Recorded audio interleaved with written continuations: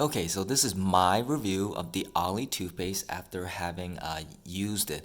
I will go over all of the pros and the cons. There are six pros that I can think of and six cons as well. But before we start, just my overall impression of what it's like to use this. This toothpaste is not very foamy when you're using it. It feels very similar to like the like the all natural toothpastes like the Risewell and the Ella, Bokeman toothpaste. These don't have SLS in there, so when you brush with it, you don't get that really big foaming feeling in your mouth. And in my opinion, that is like the biggest differentiator for like most toothpaste. It's just like how it feels in your mouth. With that being said, this toothpaste does have SLS in there. It does have the sodium lauryl sulfate right there, but it doesn't foam like one. So like if you didn't read the ingredients, you probably wouldn't know that it had the ingredient. Okay, so we'll start with the pros first. The first one is that this toothpaste actually has two remineralization agents. In other words, these are ingredients that help prevent cavities, or they're like anti-cavity ingredients. So like the two things on here that prevents cavities would be the sodium fluoride, fluoride, right, anti-cavity, and then also the newer ingredient called hydroxyapatite, which is basically tooth mineral. So it's like the same ingredient as your tooth. So as you're losing minerals, the hydroxyapatite just kind of reinserts itself into the damaged tooth structure, and then it's kind of like filling in a pothole, So yeah, so this toothpaste has two anti-cavity agents, which a lot of other toothpastes do not have. They either have just fluoride in there, fluoride, or they have the hydroxyapatite in there, which is the mineral toothpaste. Is hydroxyapatite somewhere in the ingredients. You can, yeah, right there, hydroxyapatite. Okay, so there are very few toothpastes out there which are which have two anti-cavity ingredients in them. So that's a big plus for this. And then the second pro for this toothpaste is that it actually has two desensitizing agents in here, which is to help combat teeth sensitivity. So the two desensitizing agents would be the potassium nitrate and also the hydroxyapatite. The potassium nitrate will kind of depolarize the nerve, and it just causes the nerve to be numb. So even though you're feeling sensitivity, your brain doesn't register it. It's kind of similar to how Novocaine works, actually. The tooth is numb and your dentist is drilling on it, but you don't really mind, or it doesn't really bother you, right? And then the hydroxyapatite can desensitize your teeth because your teeth have pores in them, okay? And if you eat a lot of acidic foods, the pores can get unclogged, and then everything you eat will just go straight in and go straight to the nerve. And what the hydroxyapatite does is, since it's a tooth mineral, it just kind of just clogs up the pores, so nothing can get in. So that's how it desensitizes your teeth. The third pro is that this toothpaste has what I call the trifecta, which is essentially fluoride, potassium nitrate, and hydroxyapatite. Those are like the three most important ingredients in toothpaste. Everything else is basically an add-on, in my opinion, because these are the ones that they fight cavities and they prevent teeth sensitivity, which are like the biggest things ever. Okay, and then my fourth pro for this toothpaste is that I like that it actually stands upright. You see, it has because of the base of the cap, it lets it stand upright instead of like a lot of other toothpaste, they kind of just lay down. So it keeps your bathroom counter nice and tidy. Okay, and the fifth pro for this toothpaste is that I like that it has a flip top right there, so you can just flip it open and you can dispense the toothpaste easily. I prefer that over a lot of the other toothpastes where it has like a twist off cap. It just takes more time to. You see how long that takes, right? It just takes a lot of time to unscrew it, and you have to re-screw it. And yeah, that takes time. It's early in the morning, I don't have time for that, right? So the flip top is a definite plus.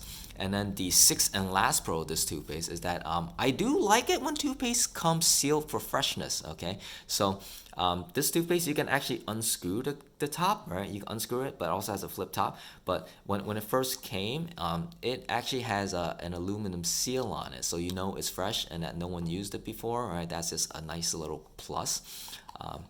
It just lets you know that it's a brand new product. So yeah, so just to recap, the 6 pros for the Ollie toothpaste are that it has 2 remineralization agents, 2 desensitizing agents. It has what I call the trifecta.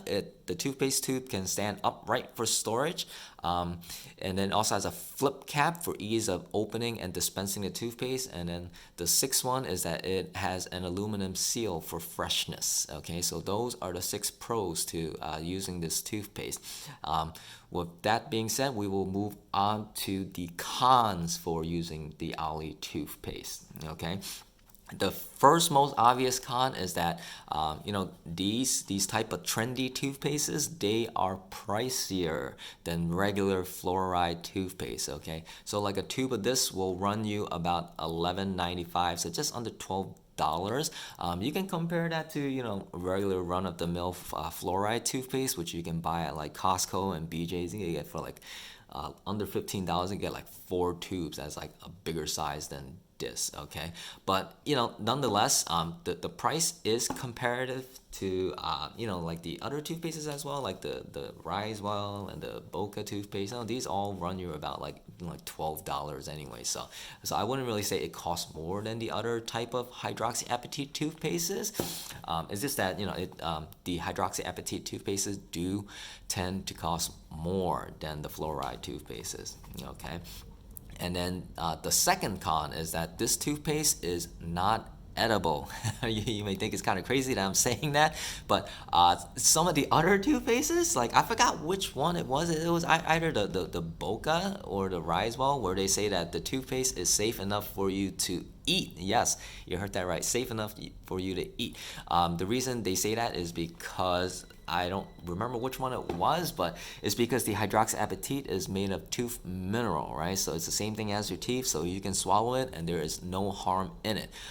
This toothpaste you cannot swallow. They tell you you should not swallow in the directions, right? Do not swallow right there. It's because it has fluoride, okay? You're not supposed to swallow fluoridated toothpaste, okay? So this toothpaste you cannot eat, and that is a con. But I don't know who is eating their toothpaste. Definitely not me, and hopefully not you as well. But but that's still a listed con. The third con is that it has a pretty strong coconut flavor, in my opinion. I mean, that may not be a bad thing to you, but I'm personally not a huge fan of it. It does list mint on it, but when I'm brushing with it, I just get a lot more of the coconut flavor, and then like the mint flavor is very mild and more of a aftertaste. Okay, so but if you like coconut, this could be the toothpaste for you. Okay, and then the fourth con is that this is not a zero waste product. Okay, so the toothpaste comes in a plastic tube, so these go straight into the landfill and you can't recycle that.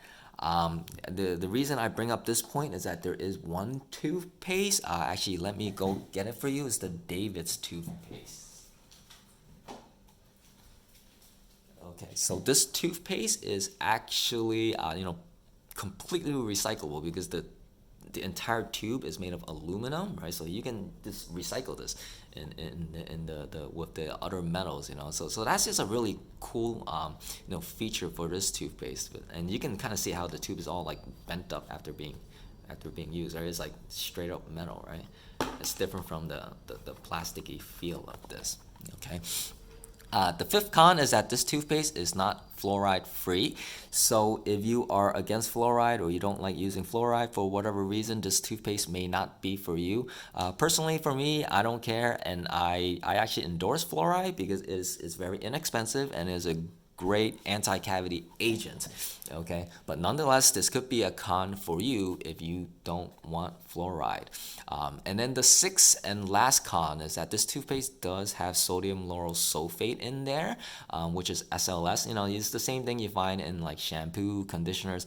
It basically just helps the material lather and foam and bubble. It just helps it kind of just glide along the surface, giving it an easier time to clean your tooth surfaces.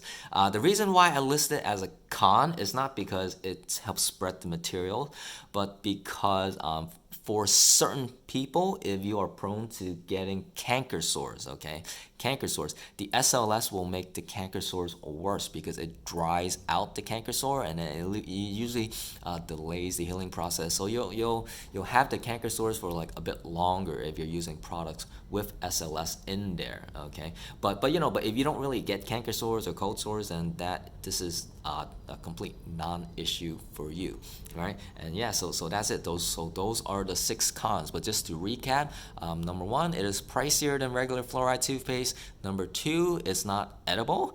Number 3, it has a strong coconut flavor. Number 4 is not a zero waste product. Number 5, it's not fluoride free. And number 6, it has SLS in there. All right.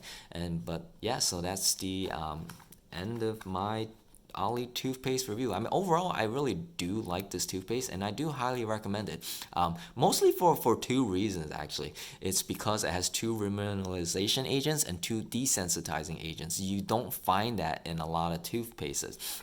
Especially with the teeth sensitivity. Most sensitive toothpastes, they will actually have only 1 desensitizer in there. Like this one has potassium nitrate, and then this one has the stannous fluoride, which is anti-hypersensitivity. All right, so the stannous fluoride is different from the sodium fluoride in that the sodium fluoride does not desensitize teeth. So even Sensodyne, the most popular one, it will include only 1 desensitizer in there, and a lot of time, people complain that their teeth are still kind of sensitive after using sensitive toothpaste. So sometimes maybe it's more effective if you're using 2 desensitizers instead of 1. So this is a good option if you have sensitive teeth, and and it also has like 2 anti-cavity agents in it as well, which is pretty sweet in my opinion. But yeah, so I do highly recommend this toothpaste. If you don't know where to buy it, I'll leave the link below in the video. And yeah, that's the end of my Ollie toothpaste review.